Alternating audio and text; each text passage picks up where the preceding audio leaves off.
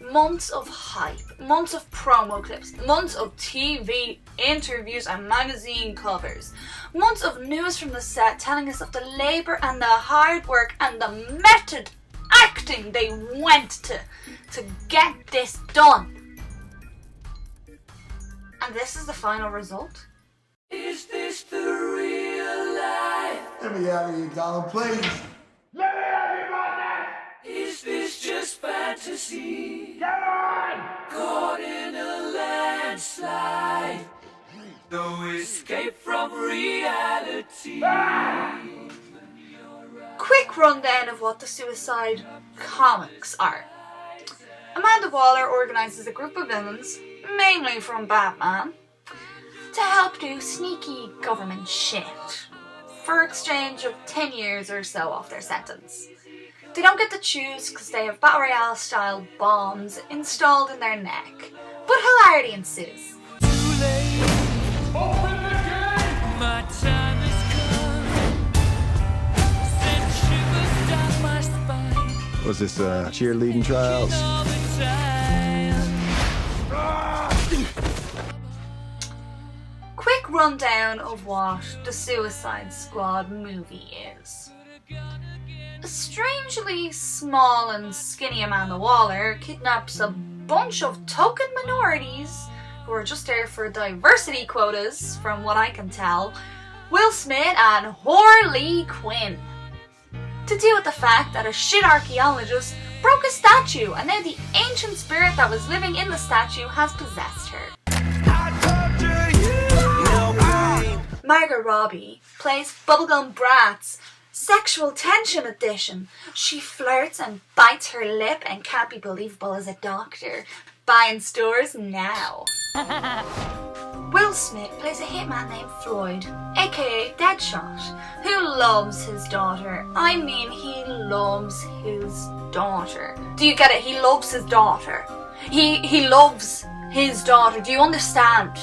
Do I have to explain to you everything about how he loves his daughter? Do you get it? He loves his daughter. Y'all jokers must be crazy. Crazy. Cara Delevingne plays the only interesting part in this movie, which felt torn out of a completely different genre. What about the other minorities we were told who would have their careers ruined if people who didn't want to go and see this film didn't go and see this film? Yeah, they were there, but they spoke tree lines and didn't do anything. Oh well. Karen Fukuhara's Katana arrives halfway through the movie, says barely anything, and bumps into people's outstretched arms a lot. Every time she went to do something that was advertised in the trailers, someone stopped her. Amanda Waller, Rick Flag, whoever was in control of her at that point in time, because, you know, she can't think for herself. She's not bad, she's just there because she can fight good, indicating the fact that they can hire soldiers to be there. But no, let's sacrifice the flight risks. Jai Courtney's boomerang was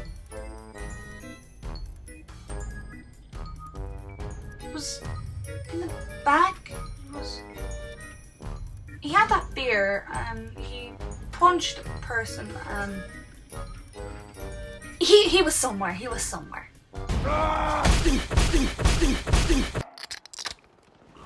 Slipknot, he died within minutes. El Diablo spoke few and did one thing, and then got killed by fire, even though he controls fire. Croc stood in the background, flexed, looked angry, and said 2 words. I'm beautiful. You may be going, hey, but what about Jared Leto? Blah, blah, blah. I don't want to run out of steam screaming about gangster, junkie, marble gargler just yet. The soundtrack. The irritating use of popular songs made half of this film feel like a glorified music video. Every time something interesting might happen, a fanfare of hip-hop or indie rock blasts so loud that the dialogue kind of got lost in between. Seriously, Deadpool used music to turn a scene into a comedic moment. Angel of the Morning playing as a slow-mo scene pans out and we see his balls in someone's face, and a car crash spinning in mid-collision was brilliant. You Don't Owe Me was used completely in the wrong scene. It should have been used in the club scene. Or even better, the song begins. Fade into a flashback. Harley and Joker in therapy, sitting across from each other. They're talking, but we don't hear what they're saying. She's riding, and all we see is kind of a look. Shot to Harley. She looks at him, leaning forward with a small look in her eyes. Shot to Joker. He looks at her, smiling smugly. But there's something behind it. Respect. She's different.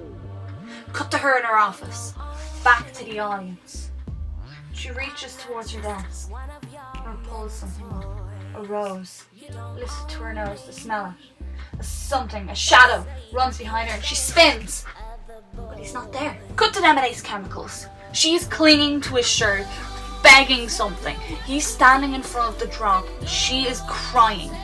She will not let go. He sighs and just waves his hand, washing his hands of her. I don't care what you're doing. She rubs her eyes defiantly, tears streaming, and turns. As she turns, Joker spins and we see her diving into the vat. She's done it herself. Cut to the camera, dropping into the vat of acid. A faint shadow from above as she falls in. Cut to Joker looking down. Over shoulder pan as she slowly floats up to the top. Her hair flowing, her skin burning as she seems dead. Sprawled out, as we all know, Zack Snyder and David Ayer love making religious references. She looks serene, dead, and suddenly cut to Harley in her cell doing the same motion. Oh, I don't have a lot of friends. Well, Harley, you got one now. Don't tell me what to do. 8 months of pictures and clips being released. And Jared Leto finally graces our screen, speaks with an unintelligible garble due to the costume piece that is by far the most ridiculous piece of costuming I have ever seen. And I've helped create props and costumes for terrible local theatrical productions. And he had all of the sense of humour of a wooden spoon. One of the funniest things I find about the song Purple Lamborghini is the music video for it includes almost more of Jared Leto's Joker than the movie does. People keep forgetting the name. It's quite important, you see. Their names tell you something about the character, their quirk, their shtick, their party trick. Mr. Freeze likes ice.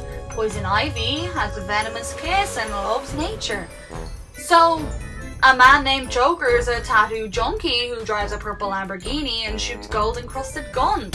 I can't wait to show you my toy. He wasn't funny. He cracked no jokes. He spoke with such difficulty through the grills that I can honestly say I don't know much of what he said. Also, he never smiles. He opens his mouth like that for some reason. But he never smiles. He never laughs either. More of a screech from the gut. It's as if they told him that the fall from the vat of acid completely destroyed his vocal cords.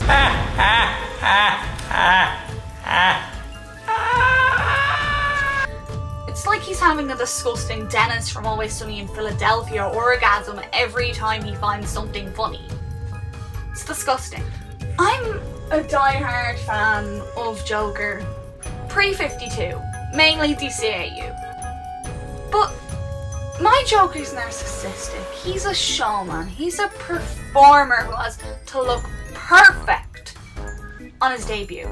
He views the world as his stage, and no actor will go out to perform if you can't understand him, vocally or his motivation. A motivation has to be clear, and Jared's Joker's motivation seems to solely be, I need Harley for reasons. Harley has sexual chemistry with everything she's in a scene with. A mallet, a crocodile, a heroin addict, a broken window. She's just a sexy element of this movie.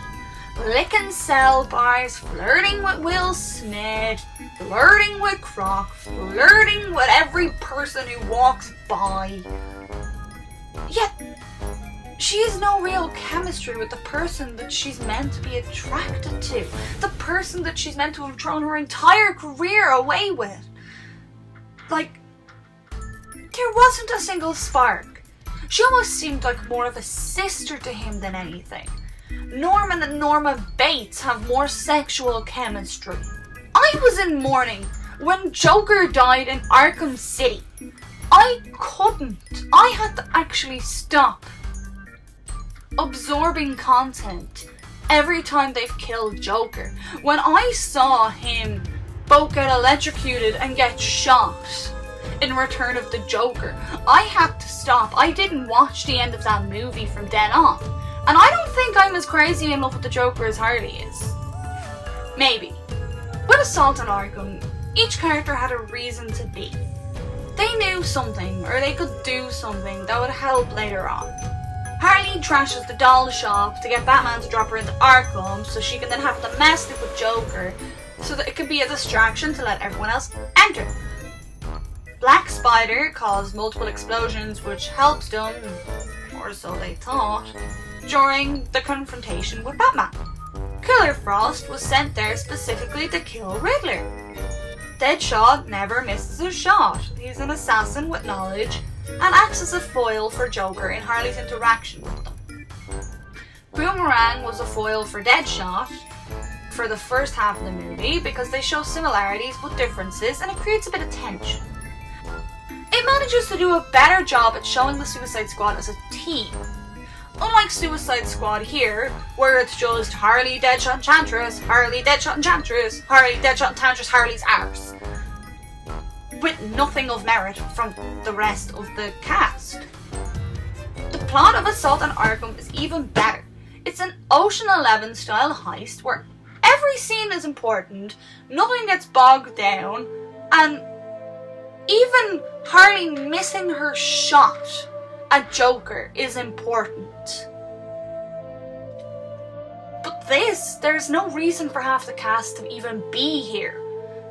This is not an event needed for the Suicide Squad. Unless the Suicide Squad had already been formed with Enchantress in there and she escaped and they were trying to rescue her, it's not needed. The action scenes, they were so fast-paced, the point where you couldn't even really tell who was hitting who, or how. How did Harley kick so many of the monsters' ass with a baseball bat, but the soldiers with the guns and the lifetime of training were useless? And why did we not see Harley do a single Harley thing? Cartwheels, handstands, clown-based events, because remember, she's a clown. Not shooting guns and beating people's brains in with a baseball bat. What did Boomerang actually do for this movie besides picking up a clearly shoehorned quirk of a plushie that, to be honest, resembles a unicorn from the end of Deadpool? Did Katana's Soul Blade just decide to not do the Soul Taker part? El Diablo fries a bunch of guys to a crispy breaded finish, but besides that one scene, he stood in the background, looked like he'd been shown how to look intimidating by a boy with scraped knees. And Croc showed off the makeup department's ability to make it look like he has scales. There are scenes in this film that are so easily missed that important moments get completely ignored because you're spending that time asking yourself why you spent €10 to watch what felt like a fan film you can find on Vimeo. I didn't notice how Harley got the phone. Apparently it was a security guard Joker intimidates into giving it to her when she silences the lamp style carted out of an abandoned military something or other. Slipknot's death was so sudden after his introduction, you don't even have enough time to notice it. It makes no impact. Replace him with a sexy lamp, it's the same effect. To be honest, replace any of these characters with a sexy lamp. Croc, Katana, boomerang Joker can be replaced with a sexy lamp, or even just removed from the film entirely, which they pretty much were, and you get the same film. I wish someone would replace Joker with something sexy. That would maybe make this enjoyable. That's actually one of the most irritating parts of this film. Jared Leto isn't a terrible actor.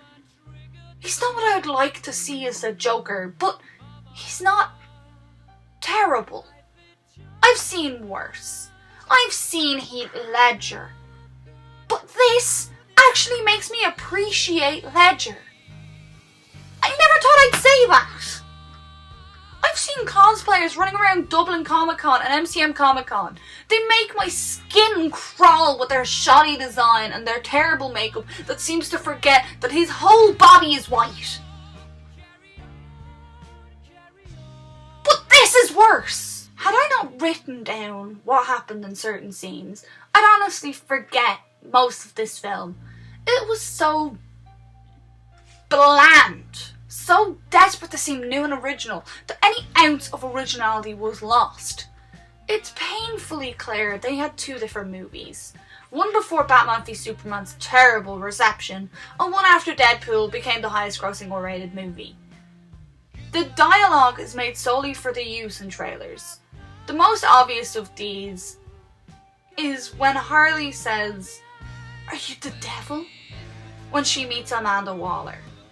Harley knows what scary is.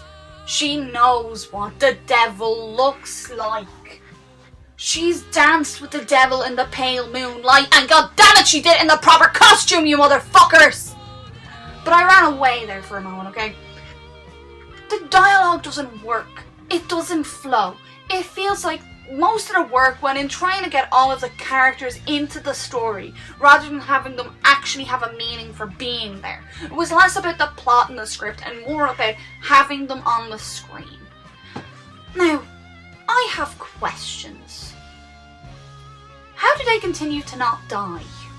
The entire group crashes out of a helicopter, Harley falls out of another one, thousands of CG monsters and men later, not much damage done.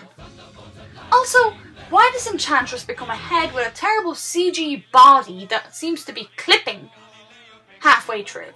Why does she have to make out with people to turn them onto her side? Why did she explode into the electrical grid when she escaped? Why was June Moon perfectly okay after climbing out of a dead spirit priestess husk cocoon? Why was Harley Quinn the one to save the day? Surely they could have had Boomerang do something, like fling a boomerang at her, lodge it into her chest, pierce her heart. That would have been a lot more of a like, yes moment, to have a lesser character use do it. Even Katana, surely it would make sense to purge Enchantress's soul from June's body with the Soul Taker sword. It's literally what it's meant to do.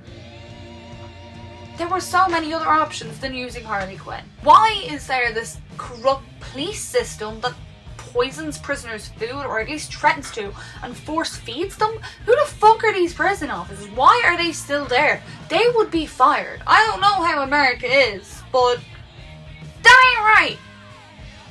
Clearly they filmed Croc, Harley and Deadshot's introduction of being fed at the same time, and then everything else got filmed afterwards. It was really off-putting. If they were planning to film them in the same situations, surely they would have had it line up so that we see like a day life of them being in there. The dream sequences that Enchantress shows them.